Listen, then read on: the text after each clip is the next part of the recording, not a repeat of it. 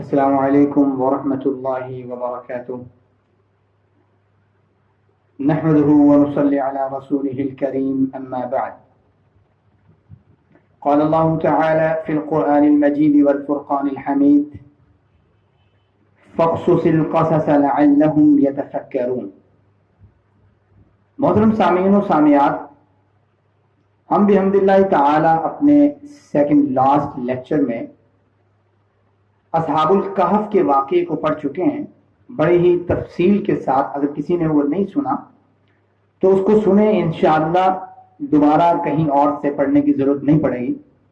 آج کا جو ہمارا ٹاپک ہے وہ بھی بہت ہی زبردست قسم کا اور بہت ہی عمدہ، اور انشاءاللہ اپنی طرف سے میری کوشش اور کاوش یہ ہے کہ ہم تمام ان چیزوں کو یہاں پہ ڈسکرائب کر دیں جو مختلف مفسرین نے مختلف ادوار میں بیان کی ہیں اس موضوع کے متعلق، تاکہ کہیں اور جانے کی ضرورت نہ پڑے۔ مالک کائنات کا قرآن مجید میں ارشاد ہے فَقْصُصِ الْقَصَصَ لَعَلَّهُمْ يَتَفَكَّرُونَ۔ یہ سورۃ الاعراف ہے، ورس نمبر 176، چیپٹر نمبر 8 میں موجود یہ آیت۔ اللہ تعالیٰ فرماتے ہیں فَقْصُصِ الْقَصَصَ لَعَلَّهُمْ يَتَفَكَّرُونَ، آپ لوگوں کے سامنے قصص بیان کیجئے تاکہ لوگ غور و فکر کریں کہ اللہ نے ان قصص کے اندر، ان واقعات کے اندر ہمارے لیے کیا رہنمائی رکھی ہے۔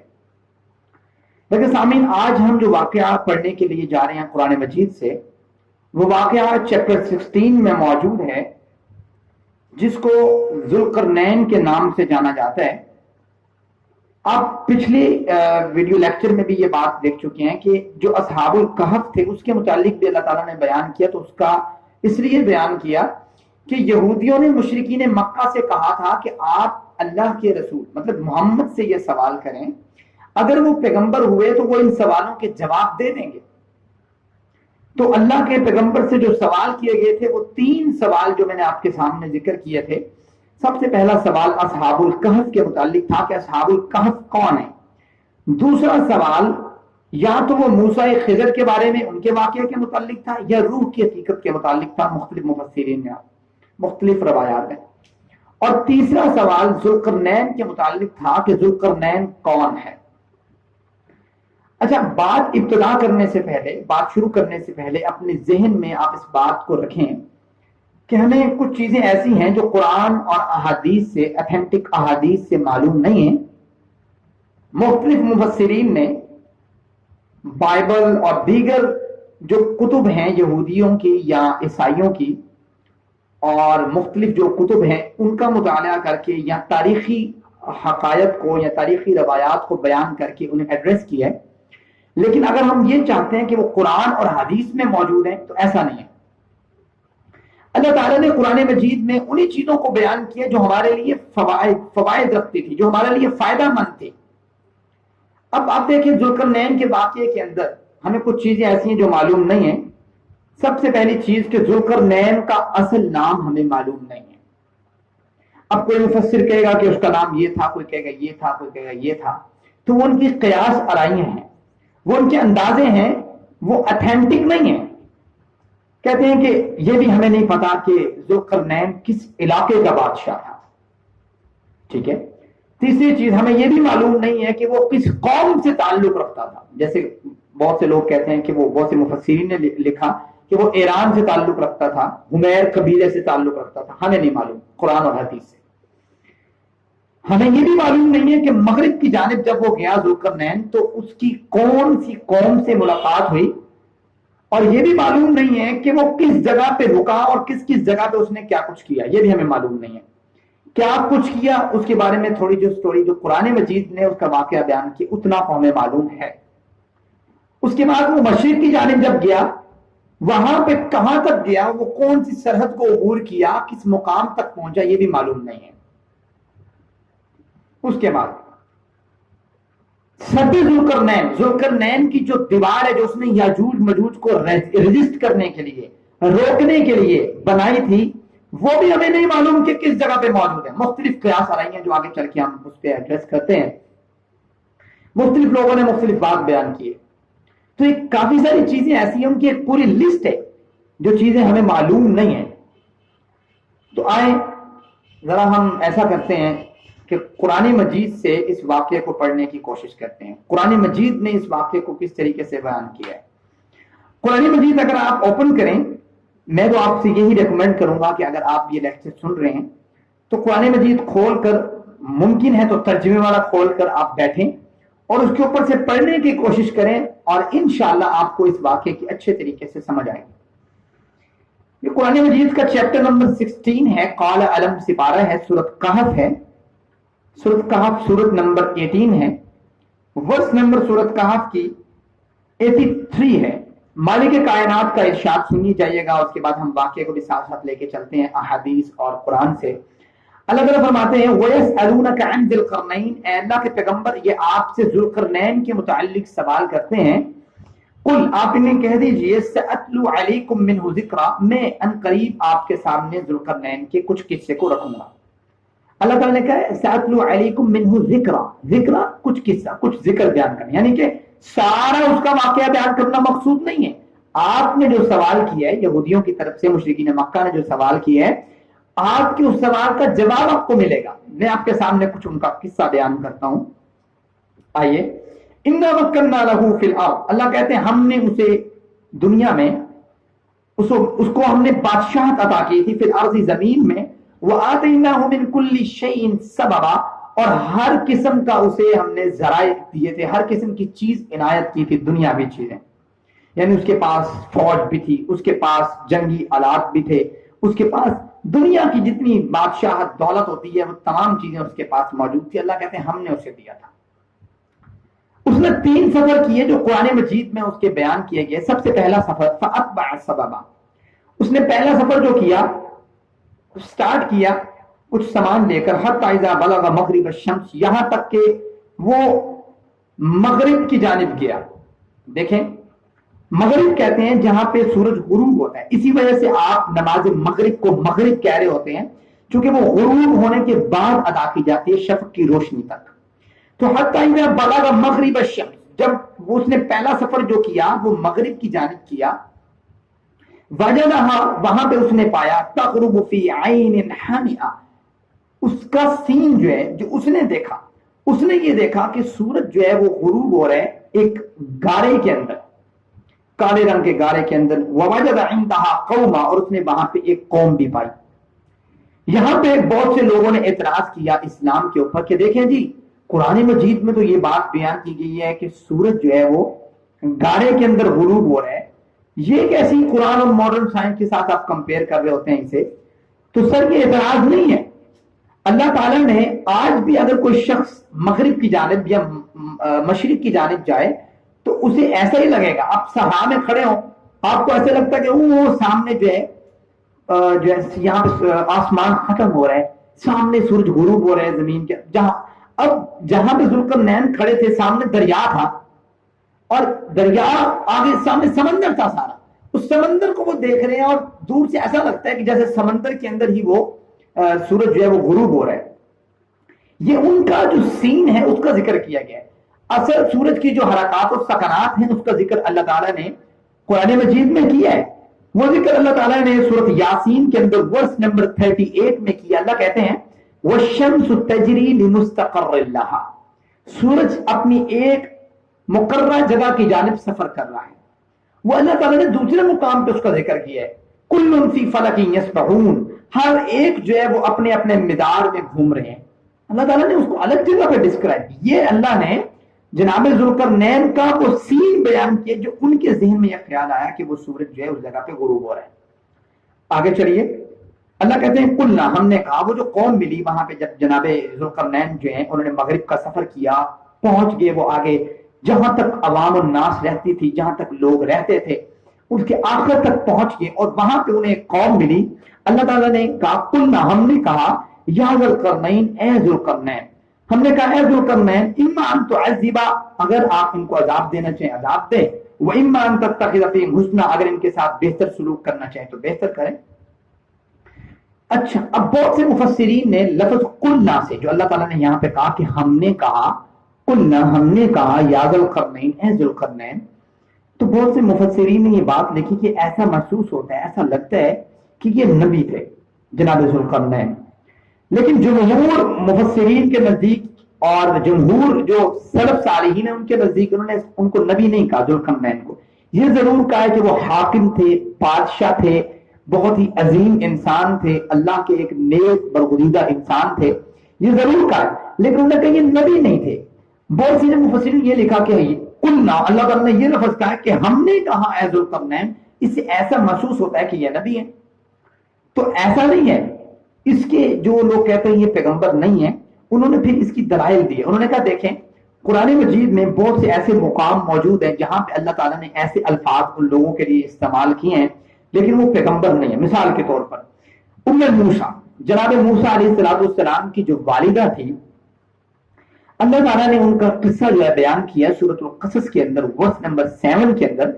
وہاں پہ اللہ تعالیٰ نے جب بیان کیا تو یہی کہا وَأَوْحَيْنَا إِلَىٰ أُمِّ مُوسَىٰ، ہم نے جناب موسیٰ علیہ السلام کی والدہ کی طرف وحی کی۔ یہاں پہ تو ایسا لگتا ہے کہ اللہ تعالیٰ نے وحی کی تو ایسا لگے گا بھائی یہ تو پیغمبر ہوئی، لیکن وہ پیغمبر نہیں تھی، کسی تو عورت کو اللہ تعالیٰ نے پیغمبر بنایا نہیں ہے۔ اسی طرح جناب مریم علیہ السلام جو ہیں ان کے لیے بھی قرآن مجید میں ایسے ہی الفاظ استعمال ہوئے۔ اگر آپ پڑھیں چیپٹر نمبر 16 کو، ورس نمبر 24 ہے سورۃ مریم کی، اللہ کہتے ہیں فناداہا، پس ہم نے پکارا۔ یہاں سے محسوس ایسے ہوتا ہے کہ جیسے جناب مریم نبی تھی، لیکن نبی تو نہیں تھی وہ۔ تو یہاں پہ جو پکارنا اور وحی کرنا اور ہارا کہنا، اس سے مراد یہ ہے، اس کا معنی یہ لیا جائے گا کہ یہاں پہ الہام کرنا، ذہن میں ڈال دینا، کہ دل میں ڈال دینا کہ آپ ایسا کر لیں، بات سمجھتے ہیں۔ اسی طرح جناب لقمان علیہ السلام کا جب آپ قصہ پڑھیں، جناب لقمان سورۃ لقمان میں چیپٹر نمبر 21 میں موجود ہے، ورس نمبر 12 کا اگر مطالعہ کریں تو محسوس ایسا ہوتا ہے وَلَقَدْ آتَيْنَا، ہم نے عطا کی لقمان علیہ السلام کو حکمت۔ تو یہ لقمان علیہ السلام کا واقعہ پڑھتے ہوئے آتینا لقمان الحکمہ، اور جناب موسیٰ علیہ السلام کی والدہ کا واقعہ پڑھتے ہوئے اوحینا الی ام موسیٰ، اور جناب مریم علیہ السلام کا واقعہ پڑھتے ہوئے فناداہا من تحتہا اللہ تحزنی، سورۃ مریم چیپٹر نمبر 16 میں، تو محسوس ایسا ہوتا ہے کہ یہ بھی پیغمبر تھے لیکن وہ پیغمبر نہیں تھے۔ تو یہ اللہ تعالیٰ کی جو یہ وحی کا ہے، وحی کے طریقے جو ہیں مختلف، اس میں سے یہ ایک ہے کہ الہام کر دینا۔ تو یہ 3 چیزیں آپ کے سامنے پتہ لگ گئی کہ یہ اس وجہ سے جو کہتے ہیں پیغمبر نہیں تھے، انہوں نے کہا کہ یہ چیز جو ہے ثابت نہیں کرتی اتنی چیز کہ یہ پیغمبر تھے۔ تو یہاں پہ جو لفظ آیا کہ قلنا، ہم نے کہا یا ذوالقرنین، اے ذوالقرنین، اما ان تعذبا، اگر آپ چاہیں ان کو آپ سزا دیں، وہ ایسی وہ قوم مسلمان نہیں تھی، ٹھیک ہے، آپ چاہیں ان کو سزا دیں، اگر آپ ان چاہیں تو چھوڑ دیں۔ جناب ذوالقرنین اپنی بادشاہت سے ایسا فائدہ نہیں اٹھانا چاہتے تھے جو اللہ تعالیٰ کے ہاں بڑا ہی عیب دار ہو۔ انہوں نے کیا کہا؟ انہوں نے ذہن میں قال اما من ظلم فسوف نعذبه ثم يرد الى ربه فيعذبه عذابا نكرا، جو شخص ظلم کرے گا یعنی شرک کرے گا، وہ اس شخص کو تو ہم سزا دیں گے اگر وہ ایمان نہیں لے کے آئے گا، لیکن جو شخص ایمان والا ہے، واما من آمن وعمل صالحا، جو شخص ایمان والا ہے، فلہ جزاء الحسنى، اس کو تو ہم بدلہ اچھا دیں گے، یہاں پہ بھی ہم اچھا بدلہ دیں گے، اللہ تعالیٰ نے بھی اس کو اچھا بدلہ دینا ہے، لیکن جو ظلم کرتا ہے، شرک کرتا ہے، وہ یہاں پہ بھی اس کو ہم تھوڑی بہت سزا دیں۔ اللہ تعالیٰ نے تو پھر اس کی بڑی سزا ہے اس کے اللہ تعالیٰ کے سامنے۔ تو یہ ان کا مغرب کی جانب جو سفر تھا جناب ذوالقرنین کا، یہ وہ سفر ہے جو انہوں نے مغرب کی جانب کیا۔ اب ذرا آ جائیں کہ ذوالقرنین نے جو اگلا سفر کیا، یہ تو ایک سفر ہو گیا نا کہ انہوں نے مغرب کی جانب گئے، وہاں پہ آخر تک پہنچ گئے، وہاں پہ ایک قوم کو بھی انہوں نے پایا، اس قوم کے بارے میں اللہ تعالیٰ نے ان سے کہا کہ اگر آپ ان کو سزا دینا چاہیں تو سزا دیں، اگر آپ ان کو چھوڑنا چاہیں تو چھوڑ دیں۔ جناب ذوالقرنین نے کہا کہ اگر یہ ایمان لے کے آئیں گے تو میرے لیے تو بہت بہتر ہے، میں ان کے لیے اچھا سلوک کروں گا، اگر یہ ایمان نہیں لے کے آتے، اگر یہ کفر کرتے ہیں، ظلم کرتے ہیں، شرک کرتے ہیں، تو ان کو میں سزا دوں گا، جو اللہ کے پیغمبر ہمارے پیغمبر جناب محمد رسول اللہ صلی اللہ علیہ وسلم کا طریقہ بھی تھا۔ تو یہ سفر ان کا مغرب کی جانب کا سفر تھا۔ دوسرا سفر جو انہوں نے کیا، ثم اتبع سببا، پھر انہوں نے سامان بنایا، سامان جو ہے نا تیار کیا، پھر کیا کیا، حتی اذا بلغ مطلع الشمس، پھر وہ سورج کے طلوع ہونے کی جگہ پہ پہنچ گئے، جہاں سے سورج نکلتا ہے، طلوع ہوتا ہے، وہاں پہ پہنچ گئے اس سفر کے لیے۔ وجدها تطلع على قوم لم نجعل لهم من دونها سترا، وہاں پہ انہوں نے ایک ایسی قوم کو پایا جس قوم کے اور سورج کے درمیان کوئی آڑ نہیں تھی، بس سمجھتے ہیں، یعنی کہ وہ گھروں میں نہیں رہتے تھے. بہت سے مفسرین لکھا ان کے گھر نہیں تھے، جانگلی قسم کے لوگ تھے، بغیر گھروں کے، بغیر لباس کے، مطلب اس طرح رہا کرتے تھے. لیکن جو ماڈرن جو جدید مفسرین ہیں آج کے دور کے، وہ کہتے ہیں یہاں پہ مراد جو ہے یہ اوزون لیئر ہے، کہ ان کے اور یہ جو سورج کے درمیان ہے کوئی لیئر نہیں تھی، جس کی وجہ سے وہ جو ہے نا دن کے ٹائم چھپ جاتے تھے، رات کے ٹائم نکل آتے تھے. بہرحال یہ ایک اندازے ہیں جو مختلف تاریخ سے لگائے گئے ہیں، تاریخ جو انہوں نے تاریخ سے لگائے یا مختلف کتابوں سے لگائے، وہ سچ بھی ہو سکتے ہیں اور غلط بھی ہو سکتے ہیں. بہرحال اس کے بارے میں کوئی اتھینٹک چیز نہیں ہے. اس کے بعد اللہ کہتے ہیں کذالک، اسی طرح، وقت اور یقیناً احطنا، ہم احاطہ کر چکے ہیں، بما لدی خبرا، بما لدی اس بات کا، خبرا جو خبرا کہتے ہیں جو خبر، اللہ کہتے ہیں یہاں پہ آپ تھوڑا غور کریں، کذالک اسی طرح. یہ اگر لفظ کا تعلق پیچھے قوم کے ساتھ، پچھلے سفر کے ساتھ جوڑا جائے تو اس کا معنی یہ بنتا ہے کہ جس طرح پچھلی قوم کے ساتھ جو سلوک کیا، اسی طرح کا سلوک جو ہے اس قوم کے ساتھ بھی ان کو کہا گیا کہ آپ اسی طرح کریں. ایمان والوں کو آپ چھوڑ دیں اور جو نہیں ایمان لے کے آتے ہیں ان کو تھوڑا سا پنشمنٹ کریں انہیں. تو اگر اس کا تعلق کذالک کا آگے جوڑتے ہیں تو اس کا معنی یہ بنتا ہے وقت احطنا بما لدیہ خبرا، یہ جو ہم واقعہ بیان کر رہے ہیں اللہ تعالیٰ اس پورے واقعے کے بارے میں اچھی طرح جاننے والے ہیں. ٹھیک ہے، یہ ان کے دو سفر ہو گئے. پہلا سفر ان کا ہوا مغرب کی جانب، دوسرا سفر ان کا ہوا مشرق کی جانب. تو الحمدللہ اسلامی تاریخ میں بھی بہت ہی جب تابعین میں سے انہوں نے مشرق کی آخر تک اور مغرب کی آخر تک پہنچ گئے تھے. مغرب کی آخر تک جو تابعی پہنچے تھے، اگر آپ تاریخ پڑھیں تو عقبہ بن نافع رحمہ اللہ تعالی جو ہیں وہ کرتے جہاد کرتے مغرب کی آخر تک پہنچ گئے. اور دوسرے صحابی جو ہیں جن کا نام جو ہے وہ قتیبہ بن مسلم ہے، وہ بھی جہاد کرتے جو ہے مشرق کی آخر تک پہنچ گئے. شمال اور جنوب کا علاقہ رہ گیا تھا کافی. تو یہاں پہ ان کے دو واقعے بیان ہوئے ابھی تک، کہ ایک تو انہوں نے مغرب کا سفر کیا، دوسرا انہوں نے مشرق کا سفر کیا جناب ذوالقرنین نے.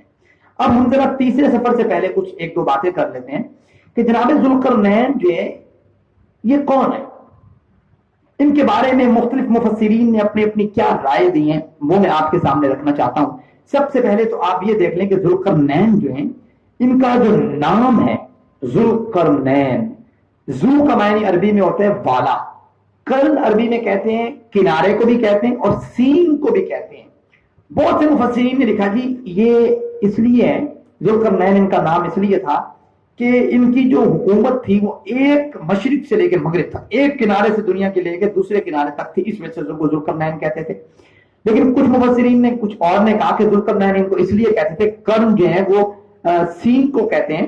ٹھیک ہے، تو جو میڈے کے سینگ ہے دو، اس کی طرح کی ان کی جو حکومت تھی، سلطنت تھی، اس کی اگر اس کا آپ جو ہے نا بنائے اسکیچ بنائے تو اس جیسا بنتا تھا، اس وجہ سے ان کو کہتے تھے. لیکن کچھ نے یہ لکھا، جیسے تفسیر ابن کثیر میں اور مختلف مفسرین نے یہ بھی لکھا کہ ان کا جو تاج تھا، تاج کے اوپر جو ہے دو ایسے کر کے لگا دی جاتی تھی، دو سینگ ٹائپ بنا دی جاتے تھے، تو اس وجہ سے ان کو جو ہے ذوالقرنین کہتے تھے. اور اسی طرح کچھ نے لکھا نہیں جی ان کی قوم نے ان کو آخر میں مارا تھا تو پھر یہ دوبارہ زندہ ہوئے، پھر مارا دوسری جانب، پھر اس وجہ سے ان کو ذوالقرنین کہتے ہیں. یہ آپ ان کو اس لیے آپ یہ کہہ سکتے ہیں انہم الا یخرسون، قرآن مجید کی جس طرح آیت ہے کہ یہ صرف اندازے ہیں لوگوں کے، اس میں کوئی اتھینٹک بات نہیں ہے. ممکن بھی ہے، نہیں بھی ممکن. بات بیان کرنے کا مقصد ہے کہ آپ کو پتا ہو کہ کیا کیا باتیں مختلف مفسرین نے کی ہیں، وہ آپ کے سامنے یہاں پہ ڈسکرائب کرنا مقصد ہے. اگلی چیز جو آپ کے سامنے رکھنا چاہتا ہوں وہ یہ کہ ذوالقرنین کے متعلق جو مختلف لوگوں نے مختلف اقوال پیش کیے ہیں کہ ذوالقرنین یہ تھا، کچھ نے کہا نہیں وہ تھا، کچھ نے کہا نہیں یہ تھا. آپ میں اس چیز کو بیان کرنا چاہتا ہوں کہ ذوالقرنین جو ہے یہ جو مختلف مفسرین، جو اولڈ مفسرین تھے، جو پرانے مفسرین تھے، انہوں نے کہا کہ ذوالقرنین جو ہے وہ سکندر اعظم ہے. ٹھیک ہے، لیکن جدید مفسرین جو ہے وہ کہتے ہیں سکندر اعظم نہیں ہے، سکندر اعظم تو یہ جو ارسطو کے جو ہیں شاگرد تھے، انہوں نے جو ہے یہ تو بت پرست تھے، ذوالقرنین کے لیے لازم ہونا چاہیے کہ یہ مسلمان ہونا چاہیے، اس وجہ سے انہوں نے کہا سکندر اعظم نہیں تھے. بے شک انہوں نے کافی جو ہے نا فتوحات کی تھی، لیکن مشرق اور مغرب تک انہوں نے اتنی بڑی فتوحات نہیں کی تھی سکندر اعظم نے. تو اولڈ مفسرین جو تھے قدیم مفسرین ان کا یہ کہنا تھا کہ وہ سکندر اعظم ہے. جو جدید مفسرین ہیں جس میں مولانا ابو العالی مودودی، ڈاکٹر اسرار احمد صاحب، مختلف جو نیو مفسرین ہیں، جدید مفسرین ہیں، انہوں نے مختلف چیزوں کو پڑھ کر، بائبل کو اور تاریخ کو پڑھ کے یہ بات کہی کہ بھئی نہیں، یہ وہ ہو ہی نہیں سکتا کہ وہ سکندر اعظم. انہوں نے کہا وہ جو شخص تھا جو ذوالقرنین ہو سکتا ہے وہ خورس نامی شخص ہے. خورس کو اگر آپ دیکھیں، خورس جو ہے یہ عربی میں اس کو خورس، یہودی جو لوگ ہیں ان کو خورس کہتے تھے، اور کورش بھی کہتے ہیں اس کو. اس کا ایک نام خسرو بھی ہے، اس کا ایک نام سائرس بھی ہے. یہ 4-5 نام ایک ہی بندے کے ہیں، سائرس، کورش، خورس اور اسی طریقے سے ایک لفظ خسرو. یہ 4-5 نام جو ہے یہ ایک ہی شخص کے ہیں. انہوں نے کہا یہ شخص جو ہے زیادہ حقدار ہے. مطلب 2 اقوال ہو گئے. قدیم مفسرین یہ کہہ رہے تھے کہ وہ سکندر اعظم ہے، جدید مفسرین یہ کہہ رہے ہیں کہ ذوالقرنین کون ہے، خورس ہے یا کورش ہے یا وہ خسرو ہے یا سائرس ہے. اور ایک مفسر 2000 میں فوت ہوئے، اس کا نام میں آپ کے سامنے ذکر کر دیتا ہوں. اس شخص نے یہ بات کی، وہ محمد اکبر نامی کوئی شخص تھا مظفر گڑھ کا. وہ بھی قرآن مجید جو ہے نا اس کے بارے میں تحقیق اس نے کافی کی، لیکن اس نے یہ بات کی نہیں جی ذوالقرنین جو ہے یہ سلیمان علیہ السلام کا دوسرا نام ہے. انہوں نے یہ بات کی، ٹھیک ہے. اور انہوں نے اس کے دلائل مختلف قسم کے دیے. دیکھیں جی اتنی بڑی دیوار بنائی، اس دیوار کے اوپر جو ہے کس طرح انہوں نے تانبا ڈالا یا اس طرح کی بات کی، مطلب مختلف انہوں نے اقوال پیش کی اپنی طرف سے. انہوں نے بھی اپنے دلائل دیے. بہرحال آپ سب سے پہلے مولانا مودودی رحمہ اللہ کا وہ آپ کو وہ سن لیں جو انہوں نے اپنی تفسیر میں لکھا، لفظ بلفظ کچھ سن لیں. اس کے بعد ہم آتے ہیں کہ بھی اس کے بارے میں ہمارا کیا رویہ ہونا چاہیے، ہمارا کیا خیال ہونا چاہیے. مولانا مودودی رحمہ اللہ تعالیٰ جو ہیں انہوں نے بائبل کو پڑھنے کے بعد اور تاریخی حقائق، تاریخی روایات کو پڑھنے کے بعد انہوں نے کہا کہ ذوالقرنین کا اطلاق ایرانی فرمانروا خورس پر ہی ہوتا ہے. ہو سکتا ہے کہ جس کا عروج 549 قبل مسیح، یعنی کہ جناب عیسیٰ علیہ السلام سے 549 قبل مسیح یہ خورس موجود تھا. اس ٹائم اس کی جو ہے وہ شروع ہوا، اس نے فتوحات شروع کی. اس نے چند سال میں ہی میڈیا، جس کو آج کل مدین بھی کہتے ہیں، الجبال بھی کہتے ہیں، میڈیا اور لیڈیا کی سلطنتوں کو مسخر کیا اور 539 قبل مسیح میں بابل کو بھی فتح کر لیا. یہ بابل میں جو ہے یہودی لوگ جو ہیں وہاں پہ موجود تھے اور ان کو اس نے آزاد بھی کروایا تھا. اس کی فتوحات میں سلسلہ سندھ اور سگد موجودہ ترکستان سے لے کر ایک طرف مصر اور لیبیا اور دوسری طرف تھریس اور مقدونیہ کہ سارے علاقے جو ہے وہاں تک اس کی سلطنت وسیع ہو گئی. اور پھر جب یہ شمال کی جانب گیا تو اس کی سلطنت کفکاز اور خوارزم تک پھیل گئی. تو انہوں نے جو جناب مولانا ابو المودودی رحمہ اللہ انہوں نے یہ چیز جو ہے بائبل کو پڑھنے کے بعد اور کچھ اپنی تھوڑی بہت ریسرچ کرنے کے بعد یہ چیز اپنی تفسیر میں انہوں نے ذکر کی. ہم یہ کہتے ہیں انہوں نے اس بات کا بھی ذکر کیا کہ وہاں پہ انہوں نے دیوار بھی ایسی دیکھی یا ایسی کوئی لوہے کی یا اس ٹائپ کی کوئی دیوار بنی ہوئی محسوس ہوئی یا ایسی کوئی بات کی انہوں نے. بہرحال ہم یہ کہتے ہیں قرآن مجید کو پڑھنے کے بعد اصل جو لب لباب ہے وہ یہ ہونا چاہیے کہ دیکھیں قرآن اور حدیث ہمارے لیے اوتھینٹک ہیں. اس کے بعد اب بائبل کو پڑھنا، اور بائبل آپ کو پتہ ہے یہ چینجیبل ہے، اس میں تبدیلی ہو گئی ہے بائبل میں. اور اس کی تبدیلی کے متعلق قرآن مجید میں ایک آیت نہیں ہے، مختلف جگہوں پہ اللہ تعالیٰ نے آپ پڑھیں. سورۃ مائدہ پڑھیں، ورس نمبر 13 ہے. سورۃ انعام کا اگر آپ مطالعہ کرنا چاہتے ہیں تو ورس نمبر 91 ہے. سورۃ بقرہ آپ پڑھیں، ورس نمبر 79 ہے. سورۃ آل عمران پڑھیں، ورس نمبر 78 ہے. ان ساری آیتوں میں اللہ تعالیٰ نے یہ بات بیان کی ہے جو ان کے پاس بکس موجود ہیں، وہ بے شک یہودیوں کی ہیں، وہ بے شک عیسائیوں کی ہیں، وہ تحریف ہو چکی ہیں، تبدیل ہو چکی ہیں. اگر ان میں کوئی بات موجود بھی ہے اور وہ قرآن اور حدیث سے ٹکرا جاتی ہے تو ہم اس بات کو بالکل فوقیت نہیں دے سکتے، اس بات کو ہم گرا دیں گے اور قرآن اور حدیث کی بات کو اوپر لے جائیں گے. اگر کوئی بات موافق ہوتی ہے تو وہ بات پہلے سے قرآن مجید میں اور حدیث میں موجود ہے. اگر کوئی بات قرآن اور حدیث کی بات کے برخلاف آتی ہے تو ہم اس کی بات کو نہیں مان سکتے. بات سمجھتے ہیں؟ تو انہوں نے جو واقعات بیان کیے وہ قرآن و حدیث سے ٹکراتی ہیں کچھ چیزیں، وہ آپ کے سامنے اگلے ان کا سفر جو ہے ذوالقرنین کا اس میں وہ چیزیں حل ہو جاتی ہیں. ذرا آگے آئیے پڑھتے ہیں، اس کے بعد ہم آتے ہیں اس چیز پہ. اللہ تعالیٰ فرماتے ہیں ثم اتبع سببا، پھر جناب ذوالقرنین نے ایک اور جانب سفر باندھا، اور جانب جو ہے اپنا سارا سفر کا سامان باندھا اور نکل پڑے. حتی اذا بلغ بین السدین وجد من دونها قوما لا یکادون یفقهون قولا، وہ دو متوازی دیوار یعنی دو متوازی پہاڑوں کے درمیان پہنچے. اب یہ سفر شمال کی جانب تھا یا جنوب کی جانب تھا؟ مفسرین نے کہا کہ شمال کی جانب تھا، بہت سے مفسرین نے، لیکن یہ اللہ تعالیٰ نے نہیں بتایا. ہو سکتا ہے یہ مشرق اور مغرب کے کسی کنارے کی جانب ہو سکتا ہے، یہ شمال کی جانب ہو سکتا ہے، یہ جنوب کی جانب ہو، کسی بھی جانب ہو سکتا ہے. یہ اللہ تعالیٰ بہتر جانتے ہیں کہ انہوں نے پھر کس جانب سفر کیا. جناب ذوالقرنین کا یہ تیسرا سفر ہے. ثم اتبع سببا حتی اذا بلغ بین السدین، یہاں تک وہ دو دیواروں کے درمیان پہنچے. وجد من دونہما قوما، وہاں پہ انہوں نے ایک قوم پائی. لا یکادون یفقہون قولا، وہ آپس میں ایک دوسرے سے بات چیت نہیں کر سکتے تھے، ان کو سمجھ نہیں آتی تھی ایک دوسرے کی زبان. اب سوال یہ ہے کہ پھر وہ آپس میں زبان کیسے سمجھ پائے؟ تو اس کے ایک دو جواب وہ ہمارے سامنے. یا تو جو ایسی مطلب سکل ہے جو انٹرنیشنل سطح پہ استعمال ہوتی ہے، مثال کے طور پہ جس کو ہم کہتے ہیں سائنس کے اشاراتی زبان. یہ تو انٹرنیشنل سطح پہ ہر کوئی مانتا ہے. ہم اشارہ کرتے ہیں کہ بھئی پانی لے کے آؤ تو وہ سمجھ جاتا ہے کہ بھئی پانی مانگ رہے ہیں. بہت سے اشارے استعمال ہوتے ہیں. ہو سکتا ہے اس قوم نے اشاروں کے ذریعے جناب ذوالقرنین کو سمجھایا کہ یہاں پہ ایک قوم ہے. انہوں نے کہا قالوا یا ذوالقرنین، اے ذوالقرنین، ان یاجوج و ماجوج، یہاں پہ یاجوج اور ماجوج جو ہیں مفسدون فی الارض، یہ فساد کرتے ہیں زمین میں، یہ آتے ہیں ہماری فصلیں اجاڑ کے لے جاتے ہیں. فہل نجعل لک خرجا، ہم آپ کو خرچ دیتے ہیں، ہم آپ کو پیسہ مال و دولت اوزار سب چیزیں مہیا کرتے ہیں. آپ ایسے کریں الا ان تجعل بیننا و بینہم سدا، ان کے اور ہمارے درمیان کوئی آڑ بنا دیں، یہ لوگ ہمارے پاس نہ آ سکیں. قال ما مکنی فیہ ربی، جناب ذوالقرنین کا جو جواب تھا اس وقت، جو جناب ذوالقرنین نے قوم کو دیا، وہ جواب بڑا پیارا. ان کا قال ما مکنی، میرے رب نے مجھے جو دیا ہے خیر، بہت بہتر ہے. جو میرے رب نے مجھے عنایت کی ہے وہ تمہارے دینے سے بہت بہتر ہے. سمجھتے ہیں؟ یہی الفاظ جناب سلیمان علیہ السلام نے کہے تھے جب ملکہ سبا نے بھیجا تھا جناب سلیمان علیہ السلام کے پاس ہیرے جواہرات دے کر بھیجا، مال و دولت دے کے بھیجا. تو جناب سلیمان علیہ السلام کے وہ الفاظ سورۃ النمل میں چیپٹر 19 میں ورس نمبر 36 میں موجود ہیں، جس میں وہ کہتے ہیں فلما جاء سلیمان قال اتمدوننی بمال. تو جناب سلیمان نے کہا فما آتانی اللہ خیر مما آتاکم، اللہ نے جو تمہیں عطا کیے اور جو مجھے عطا کیے وہ بہتر ہے تمہارے سے، مجھے تمہارے مال کی ضرورت نہیں ہے. بات سمجھتے ہیں؟ جناب سلیمان نے بھی وہی الفاظ سے وہی کہے، اور جناب ذوالقرنین نے بھی وہی الفاظ کہے. اس وجہ سے تو اس بندے نے کہا تھا، وہ اکبر نامی شخص نے، کہ بھئی یہ ذوالقرنین جناب سلیمان کا دوسرا نام ہے. اس ٹائپ کی انہوں نے بات کی.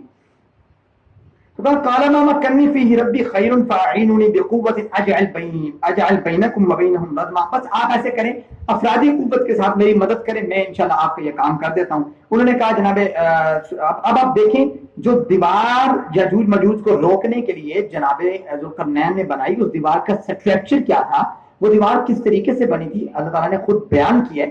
اللہ تعالیٰ نے کہا آتونی زبر الحدید، جناب ذوالقرنین نے کہا آتونی، آپ لے کے آؤ میرے پاس زبر الحدید، لوہے کے پھٹے، لوہے کے تختے، لوہے کے سانچے، لوہے کی بڑی بڑی پلیٹیں لے کے آؤ. سمجھتے ہیں؟ وہ منگوائی. کہا حتی اذا ساوا، جب انہوں نے برابر کر دیا ان لوہے کی پلیٹوں کو، بین الصدفین، دو پہاڑوں کے درمیان، قال انفخوا، انہوں نے کہا اس میں بھونکو، اس میں پھونکو، یعنی اس میں اب آگ جلاؤ کہ یہ لوہا جو ہے وہ گرم ہو جائے، ریڈ ہو جائے.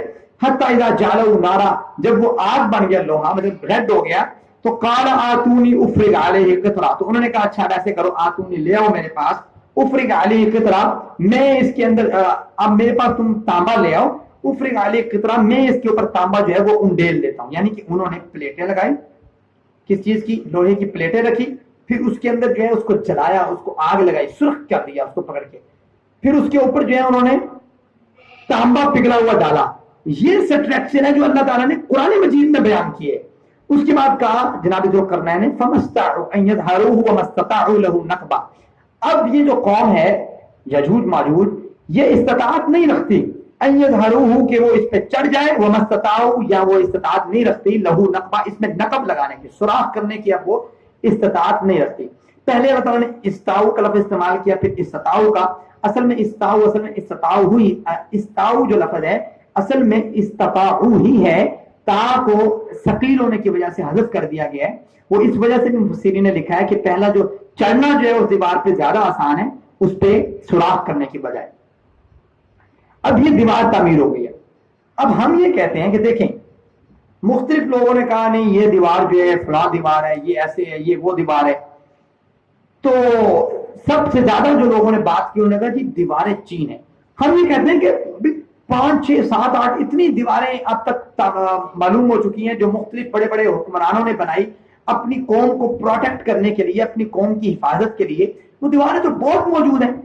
سمجھتے ہیں ہم نے یہ دیکھنا ہے کہ جو سٹرکچر اللہ تعالیٰ نے قرآن مجید میں بیان کیے اس دیوار کا جو یجوج مجوج کے خلاف بنائی جناب ذوالقرنین نے، کیا اس سٹرکچر کی کوئی دیوار موجود ہے؟ تو جواب نفی میں ہے. لوگ کہتے ہیں وہ دیواریں چین ہیں. اس کا جواب بھی سن لیں، وہ دیواریں چین نہیں ہیں. دیواریں چین بنی ہوئی ہے پتھروں کے ساتھ، دیواریں چین بنی ہوئی ہے اینٹوں کے ساتھ. آپ دیواریں چین کو کیسے کہہ سکتے ہیں؟ جناب ذوالقرنین نے آتونی زبر الحدید، انہوں نے کہا لوہے کی پلیٹیں لے کے آؤ. آپ سمجھتے ہیں دیواریں چین کب بنی ہے؟ اس کی بھی میں تاریخ تھوڑی لے کے آؤں، چلو انفارمیشن کے لیے صرف ہو جائے. جناب یہ جو دیواریں چین ہے یہ 235 قبل مسیح، یعنی کہ جناب عیسیٰ علیہ السلام سے آنے سے 235 سال پہلے یہ دیواریں چین تعمیر کی گئی تھی. اور یہ دیواریں چین جو ہے یہ چین کا صدر تھا جس کا نام چی شی ہونگ تھا، اس شخص نے یہ دیواریں چین تعمیر کی تھی. اس کی لمبائی جو ہے دیواریں چین کی 1200 میل سے 1500 میل لمبائی اس دیواریں چین کی ہے، اور 20 سے 30 فٹ اونچی یہ دیوار ہے، اور چوڑی جو ہے نیچے سے 25 فٹ ہے، اوپر سے یہ چوڑی جو ہے وہ 12 فٹ ہے. اور ہر 2 گز کے بعد وہاں پہ اوپر سپاہی کے کھڑے ہونے کے لیے انہوں نے وہ بنائی ہوئی جگہ کہ یہاں پہ پروٹیکٹ کرے. تو وہ دیوار تو بڑی پتھروں سے ہے، آپ کیسے کہہ سکتے ہیں دیواریں چین ہیں؟ تو معلوم یہ ہوتا ہے کہ یہ جتنی بھی قیاس اڑائیاں مختلف مفسرین نے بھی لکھی ہیں اور مختلف باتیں کی ہیں، تو یہاں پہ یہی بات فٹ ہوتی ہے انہم الا یخرصون، یہ صرف اندازے ہیں. اور آپ کو کیا ضرورت ہے؟ قرآن نے وہ تمام چیزیں بیان کر دی ہیں جس کی جو عملی تصویر ہونی چاہیے ہمارے اندر، جو چیز ہمیں عملی طور پہ کرنی چاہیے، جو ہمارے لیے فائدہ مند ہے. اس کا نام جان کے ہمارے لیے کیا فائدہ مند ہے، وہ کس جگہ پہ رکا تھا ہمارے لیے کیا فائدہ مند ہے، وہ دیوار کہاں ہے. آپ کہتے ہیں جی دیکھیں جی یورپ نے جو ہے اتنی ترقی کر لی ہے، ہر جگہ انہوں نے سرچ کیا، ہر جگہ دیکھا ہے، ہر جگہ دنیا کی انہوں نے جو ہے نا چھان ماری ہے. یہ پھر دیوار چین کیوں، یہ پھر دیوار جو ہے سد ذوالقرنین یہ پھر سامنے کیوں نہیں آ رہی؟ تو اس کا جواب یہ ہے کہ دیکھیں اللہ تعالیٰ جس چیز کو چھپانا چاہتا ہے پوری دنیا مل کے آ جائے اور کہے کہ یہ چیز جو ہے دور ہو جائے، ایسا نہیں ہو سکتا. یہ چیز نظر آ جائے ایسا بھی نہیں ہو سکتا. آپ ایک بات یاد رکھیں، دیکھیں یہ لوگ تو عذاب قبر کو ڈیٹیکٹ نہیں کر سکتے، یہ لوگ عذاب قبر کو نہیں دیکھ سکتے کہ قبر میں عذاب ہو رہا ہے یا نہیں ہو رہا. یہ لوگ وہ جو اینگل ہے 3 اینگل والی جگہ جو ہے جہاں پہ ایلومناتی اور مختلف وہ دریا جو ایک جگہ ہے وہاں پہ یہ اس کو نہیں بتا سکے، وہاں پہ نہیں جا سکے، اس کے بارے میں نہیں بتا سکے کہ وہاں پہ کیا چیز ہو سکتا ہے، وہاں دجال ہو. سمجھتے ہیں ٹرائی اینگل جس کو ہم کہتے ہیں. تو یہ ساری چیزیں ضروری نہیں ہے کہ اگر موجود ہے تو ہمیں نظر آ رہی. تو ایمان جو ہے، ایمان اگر انسان کا پختہ ہو تو انسان کا یقین آ جاتا ہے. اگر ایمان پختہ نہیں ہے تو وہ آپ دیکھ لیں عیسائیوں کی طرح کہ ایک آپ کہتے ہیں 1 + 1 + 1 = 3 ہوتا ہے نا، وہ کہتے ہیں نہیں 3 نہیں ہوتا، = 1 ہوتا ہے. وہ تو عقل کے بھی خلاف بات کرتے ہیں.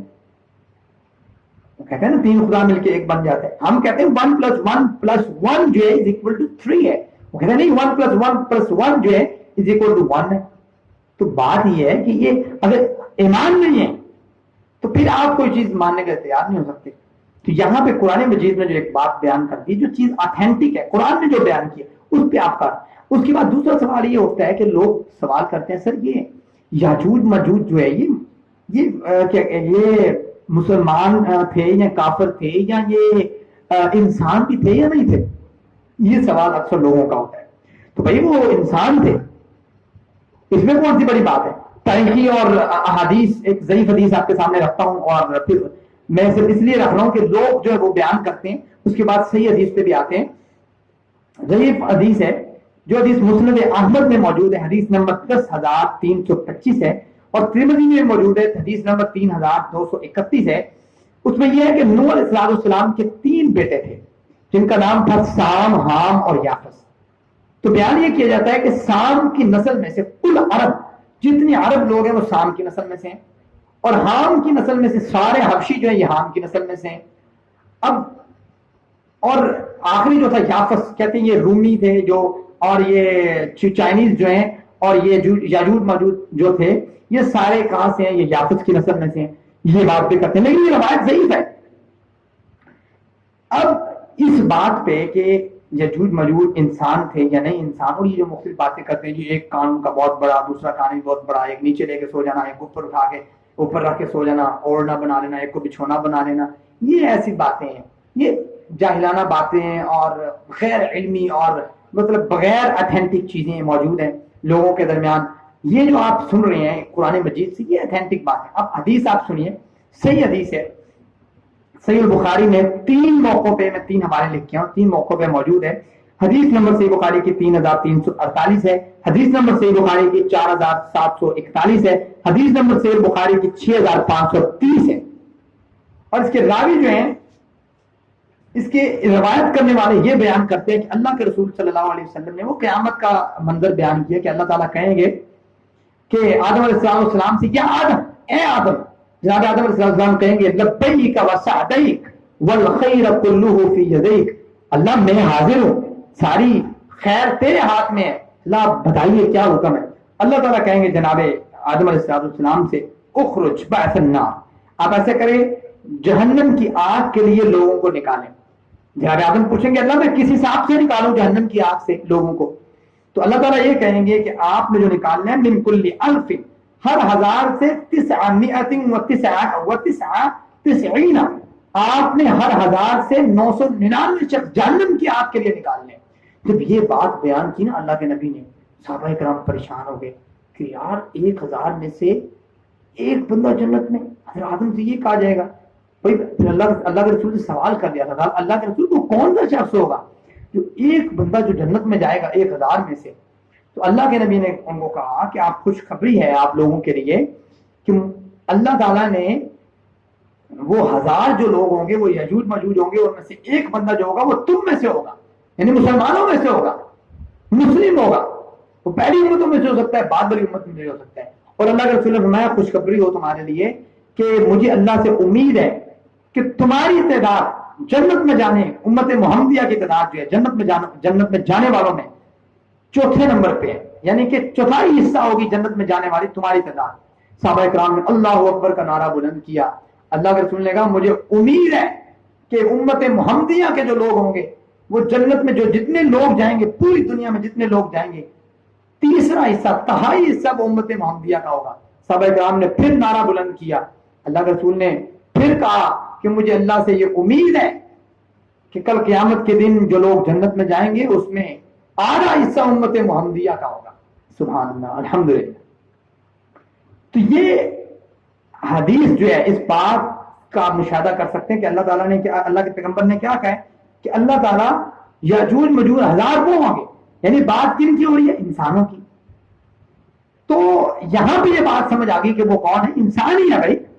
ایسے الٹی باتیں شروع کی ہوئی اور ہر ایک اپنی باتیں بیان کرا, اور جب بات جو لوگ دور تک پھر باتیں بگڑ جاتی ہیں اور بات بنا لیتے ہیں. تو یہاں پہ یہ چیز ہمیں الحمدللہ سمجھ آ چکی ہے کہ ذوالقرنین جو ہیں یہ بادشاہ تھے جو قرآن مجید سے سمجھ آئی, بہت بڑے بادشاہ تھے, اللہ تعالیٰ کے بہت نیک اور برگزیدہ بادشاہ تھے. اس کے بعد انہوں نے ایک جو سفر کیا وہ مغرب کی جانب کیا, پہلا سفر. وہاں پہ انہوں نے سورج کو دیکھا کہ وہ غروب ہو رہا ہے ایک گارے میں, اور وہاں پہ انہوں نے ایک قوم کو دیکھا, اور وہ قوم جو ہے ان کے بارے میں اللہ تعالیٰ نے کہا اگر آپ ان کو سزا دینا چاہیے, جزا دینا چاہیے, آپ کی مرضی ہے. انہوں نے کہا جو ظلم کرے گا اس کو سزا ملے گی, جو ظلم نہیں کرے گا اس کو جزا ملے گی. تو پھر ان کا دوسرا سفر ہوا سببا, دوسرا سفر انہوں نے کیا مشرق کی جانب کا, وہاں پہ بھی ایک قوم ملی, ان کے ساتھ بھی حالات گزرے. تیسرا انہوں نے سفر کیا جو غیر معلوم ہے قرآن کے مطابق کہ شمال تھا یا جنوب تھا یا ان دونوں جانب کے کوئی کنارے تھے, یعنی 4 کناروں میں سے کوئی کنارہ تھا یا شمال یا جنوب تھا. اللہ تعالیٰ نے چھپایا, اس میں بھی اللہ تعالیٰ کی کوئی حکمت ہوگی. تو وہاں پہ انہوں نے سفر کیا جناب ذوالقرنین نے. وہ سفر میں یہ ہوا کہ وہاں پہ ایک قوم ملی جو ایک دوسرے سے بات نہیں کر سکتے تھے, نہ ذوالقرنین کو ان کی بات سمجھ آتی تھی نہ ان کی ذوالقرنین کو سمجھ آتی تھی. مختلف ذرائع سے یا جو ہے کمیونیکیشن جو سکل میں ایک سکل جو انٹرنیشنل سطح پہ یوز ہوتی ہے, سائنس سکل, علاماتی جو زبان ہے اس کے تھرو سمجھایا ہوگا انہوں نے. وہ سمجھائی بات انہوں نے اس طریقے سے، انہوں نے یاجوج ماجوج کے درمیان اور اس قوم کے درمیان ایک سد قائم کر دی، ایک دیوار قائم کر دی.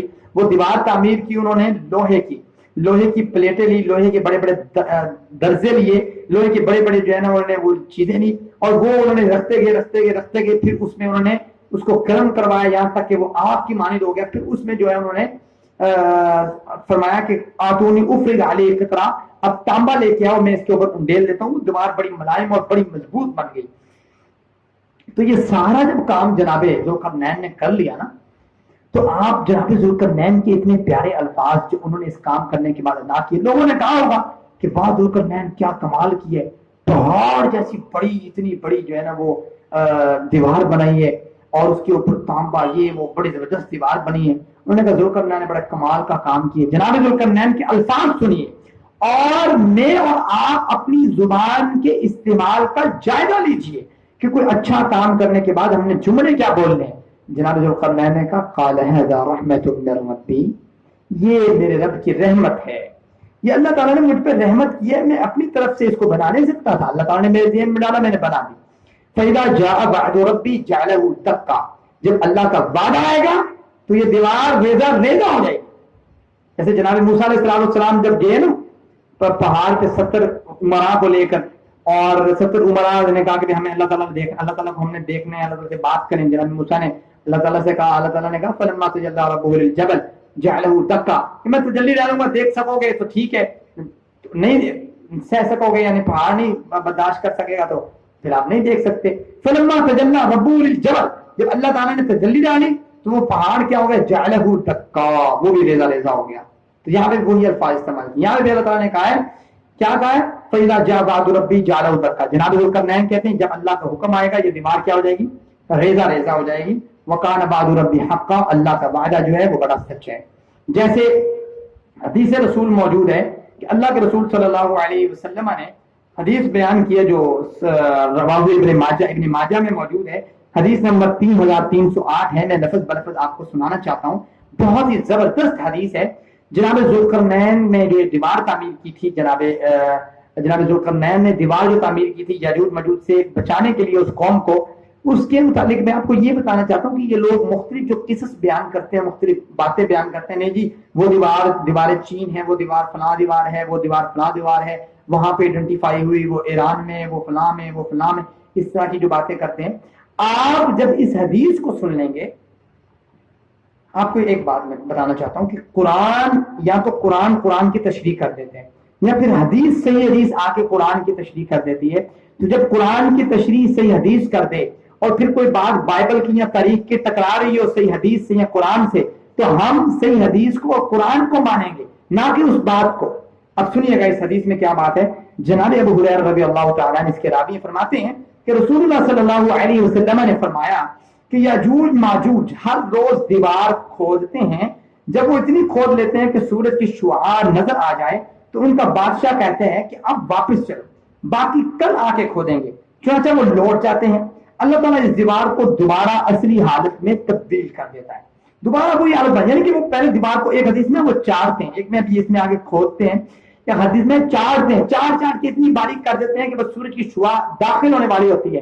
اب کیا ہوتا ہے، ان کا جو سردار ہوتا ہے وہ کہتا ہے ٹھیک ہے جی اب آگے کل کریں گے. کل آتے ہیں، مطلب دوبارہ اسی دیوار کو اس طریقے کا بنا دیتا ہے جس طرح پہلے ہوتی ہے. اب جب ان کی قید کی مدت پوری ہو جائے گی، جو اللہ تعالیٰ نے ان کی ایک مدت برقرار رکھی ہے وہ پوری ہو جائے گی، اللہ تعالیٰ کہتے ہیں تو اللہ تعالیٰ انہیں لوگوں پر ظاہر کرنا چاہے گا کہ وہ دیوار کھودیں گے. جب وہ دیوار کھودیں گے حتیٰ کہ انہیں سورج کی شعائیں نظر آنے لگیں گی، تو ان کا بادشاہ ان سے کہے گا کہ اچھا چلو باقی انشاءاللہ کل کھودیں گے. اب یہاں پہ بہت سے لوگ بیان کرتے ہیں کہ ان کا جو ہے نا وہ بیٹا ہوگا اس کا نام ماشاءاللہ انشاءاللہ رکھیں گے، پھر وہ جو ہے نا انشاءاللہ پڑھیں گے. بیٹا ہونے کی دلیل جو ہے مجھے نہیں ملی کہ بیٹا ہوگا، اور وہ بیٹا ہوگا تو اس کا نام ماشاءاللہ رکھیں گے تو انشاءاللہ تب کہیں گے وہ. یہ مجھے کوئی روایت میں نہیں ملا، اگر کسی کو ملا ہو تو کمنٹ ضرور کریں مجھے. بہرحال یہاں پہ یہ ضرور ہے کہ وہ انشاءاللہ کہے گا ان کا سردار، وہ کہے گا انشاءاللہ کل کھودیں گے. جب انشاءاللہ کہے گا تب وہ اگلے روز آ کے جو ہے نا وہ دیکھیں گے اسی طرح کی دیوار ہوگی. وہ دیوار جب اسی طرح کی ہوگی تو کہیں گے، جب انشاءاللہ کہیں گے تب وہ اگلے روز پلیٹیں گے تو دیوار پلٹیں گے تو دیوار اسی طرح ہوگی جس طرح وہ چھوڑ کر گئے تھے. تو وہ دوبارہ اس کی کھدائی کریں گے یہاں تک کہ وہ پھر اپنے قلعوں وہ نکل آئیں گے وہاں دیوار سے اور لوگ اپنے اپنے قلعوں میں پناہ لیں گے. پھر وہ اپنے نیزے سب لوگوں کو جو ہے نا مار دیں گے, سب لوگوں کو قتل کر دیں گے جتنے لوگ ان کے سامنے آئیں گے. پھر یہاں تک کہ وہ ایک دوسری حدیث میں ہے کہ وہ لوگ نے ایک دریا سے گزریں گے, ایک بہت بڑے سمندر سے گزریں گے, وہاں سے پانی پیئیں گے تو ان کا جو پہلا لشکر ہوگا وہاں سے گزرے گا پانی پی کے, تو دوسرا لشکر جب آئے گا, آخری والا لشکر آئے گا, وہ کہے گا کبھی یہاں پہ پانی ہوتا تھا, یعنی وہ پانی اتنی مقدار میں پیئیں گے. تو جب وہ نکلیں گے تو لوگ اپنے اپنے قلعوں میں محفوظ ہو جائیں گے. تو اللہ تعالیٰ جناب موسیٰ علیہ السلام, جناب عیسیٰ علیہ السلام کو بھی حکم دے گا کہ آپ, میں نے ایسی قوم اب نکالی ہے, یہ دجال کے بعد کا واقعہ ہے, وہ بھی دجال ابھی آیا نہیں ہے. لوگ مختلف باتیں کر رہے ہیں, مفسرین میں جو ہے نا وہ اس طرح کی بحث بھی موجود ہے کہ کچھ لوگ کہتے ہیں نہیں کہ وہ تتاری تھے, وہ تتاری جو نکلے تھے وہ ان کا بھی بڑا جو ہے نا لشکر تھا, انہوں نے مار کٹائی کی, وہ بہت جو ہے نا نقصان پہنچایا. پھر کئیوں نے کہا نہیں جی وہ روس کے لوگ ہیں, کئیوں نے کہا جی نہیں وہ چین کے لوگ ہیں, وہ باہر نکل آئے ہیں, اب ایسا ہے ویسا ہے. حدیث, صحیح حدیث یہ بات کہہ رہی ہے کہ اس نے کب آنا ہے, جناب عیسیٰ علیہ السلام کے آنے کے بعد آنا ہے. جناب عیسیٰ علیہ السلام اور دجال کا مقابلہ ہو جائے گا, دجال مر جائے گا, دجال کے جانے کے بعد یہ یجوج مجوج کی قوم نکلے گی تو اللہ تعالیٰ عیسیٰ علیہ السلام کو حکم دیں گے. اللہ تعالیٰ عیسیٰ علیہ السلام سے کہیں گے اب آپ ایسا کریں, اپنے مسلمان جو ساتھی ان کو لے کے فلاں طور پہاڑ پہ چلے جائیں, وہاں پہ چھپ جائیں, ٹھیک ہے, اور اس قوم سے کوئی مقابلہ نہیں کر سکتا. اللہ کے رسول نے فرمایا کہ اس وقت ان کے لیے ایک بیل کا صد تمہارے کئی درہم و دینار سے بہت بہتر ہوگا. پھر کیا ہوگا, وہ یجوج مجوج کی قوم کیا کرے گی, اپنے جو تیر جو ہے وہ اوپر آسمان کی جانب کر لے گی. وہاں پہ اللہ تعالیٰ ان تیروں کو خون لگا کے بھیجیں گے, وہ نعوذ باللہ یہ کہیں گے کہ ہم نے آسمانی مخلوق جو ہے آسمان کے لوگوں کو بھی مار دیا ہے. پھر اللہ تعالیٰ ان کے جناب عیسیٰ السلام دعا بھی کریں گے, اللہ تعالیٰ پھر ان کے پھوڑے نکالیں گے جو ان کی جو ہے نا وہ گردن میں ہوں گے, وہ پھوڑے اور وہ نکلیں گے, وہ اس سے وہ سب لوگ مر جائیں گے. پھر اللہ تعالیٰ بختی اونٹ کی طرح کے پرندے بھیجے گا, بڑی بڑی گردنوں والے, وہ جو ہے نا ان کو اٹھائیں گے اور کسی ایک جگہ پہ جا کر پھینک دیں گے. پھر اللہ بارش برسائے گا, پھر صفائی ہوگی جناب عیسیٰ علیہ السلام کی دعا سے. اس کے بعد اللہ تعالیٰ نے کہا کہ پھر جو ہے ایک ہوا چلے گی, ایک اللہ کے رسول حدیث میں پھر ایک ہوا چلے گی جو لوگوں کی بغلوں میں سے گزرے گی, ہر نیک انسان جو ہے وہ فوت ہو جائے گا. پھر لوگ جو ہے جو لوگ رہ جائیں گے وہ کتوں کی طرح زندگی گزارنے والے ہوں گے, حدیث میں کتوں کی طرح زندگی گزارنے والے ہوں گے. ایسے لوگوں پہ قیامت برپا ہوگی, پھر سور پھونکا جائے گا. تو یہ سارا واقعہ حدیث میں موجود ہے اور صحیح حدیث ہے. پھر آپ کیسے کہہ سکتے ہیں کہ وہ دیواریں چین تھی, پھر آپ کیسے کہہ سکتے ہیں کہ وہ فلاں دیوار تھی, وہ فلاں دیوار تھی, وہ دیوار سے لوگ نکل آئے, پھر آپ کیسے کہہ سکتے ہیں وہ چائنیز لوگ ہیں, پھر وہ آپ کیسے کہہ سکتے ہیں وہ رشیا کے لوگ ہیں, پھر آپ کیسے کہہ سکتے ہیں وہ تتاری تھے جو نکل گئے ہیں, پھر آپ کیسے کہہ سکتے ہیں وہ مختلف اقوام تھی جو نے یہ کام کر لی ہے. سر ہم یہ دیکھیں گے قرآن سے تشریح یا قرآن کی صحیح اسناد احادیث سے جب تشریح مل جائے گی, پھر ہمیں کسی بائبل کی یا کسی اور بک کی, کسی اور تاریخی کتاب کی جب اس سے خلاف آ جائے, ہمیں بالکل اس کی ضرورت نہیں ہے. یہی ہماری جو ہے نا ایک نصب العین ہونا چاہیے. اللہ تعالیٰ نے قرآن مجید میں بھی ایک جگہ پہ کہا نا, حتی اذا فتحت یاجوج و ماجوج ومن کل حدب ینسلون, جب یاجوج ماجوج آئیں گے تو وہ اوپر سے بھاگتے دوڑتے ہوئے آئیں گے. واقترب الساعة الحق فإذا هي شاخصة أبصار الذين ظلموا. تو وہ پوری آیت میں اللہ تعالیٰ نے بیان کیا, پھر اللہ تعالیٰ سور پھونکیں گے, پھر اس کے بعد اللہ تعالیٰ سور, مطلب یہ سارا واقعہ بیان قرآن مجید میں بھی اور احادیث میں بھی یہی بات سمجھ آتی ہے کہ یہ دیوار جو ہے ابھی تک موجود ہے, اللہ تعالیٰ نے اسے چھپا رکھا ہے, اور یہ دیوار جو سد ذوالقرنین ہے یہ کس جگہ پہ موجود ہے یہ بات کسی کو معلوم نہیں ہے. ہاں جو باتیں کرتے ہیں وہ صرف اندازے لگاتے ہیں, ان کے اندازے کی قرآن اور احادیث کے سامنے کوئی ویلیو نہیں ہے. اللہ تعالیٰ فرماتے ہیں قال هذا رحمت من ربی, جناب ذوالقرنین نے کہا یہ اللہ کی رحمت ہے, جب اللہ تعالیٰ کا حکم آئے گا تو یہ دیوار ریزہ ریزہ ہو جائے گی. وترکنا بعضهم يومئذ يموج في بعض ونفخ في الصور فجمعناهم جمعا وعرضنا جهنم يومئذ للكافرين عرضا الذين كانت اعينهم في غطاء عن ذكري وكانوا لا يستطيعون السمع. یہاں تک یہ واقعہ ہے جناب ذوالقرنین کا جو آپ کے سامنے بیان ہو چکا ہے. دعا یہ ہے کہ اللہ مجھے اور آپ کو اس میں جو سبق آموز چیزیں ہیں کہ جناب ذوالقرنین نے اتنا بڑا کام کرنے کے باوجود یہ نہیں کہا کہ میں نے کی ہے, کہا ھذا رحمت من ربی. پھر ایک اور چیز جناب ذوالقرنین کی, جب مال موجود ہے تو پھر اپنی اقوام سے اپنی رعایا سے نہیں لیا, خود لگایا ہے. اور یہ جو لوگ کہتے ہیں کہ جی ملوکیت ایسے ہے, ملوکیت ایسی ہے, تو ملوکیت کا یہ پازیٹیو پوائنٹ بھی تو دیکھیے نا, کیسا پازیٹیو پوائنٹ ہم نے کہا میں کرتا ہوں, مجھے جو اللہ تعالیٰ نے دیا وہ تم سے بہتر ہے. تو یہ واقعہ جو ہے یہ چیپٹر نمبر 16 میں موجود ہے. دعا یہ ہے کہ مجھے امید بھی ہے کہ آپ لوگوں کو کافی حد تک سمجھ آ چکے. اس کے بارے میں کسی کا کوئی کوشچن ہو تو وہ نیچے کمنٹ کرے, انشاءاللہ اس کا آنسر دینے کی کوشش کریں گے. وآخر دعوانا الحمد للہ رب العالمین.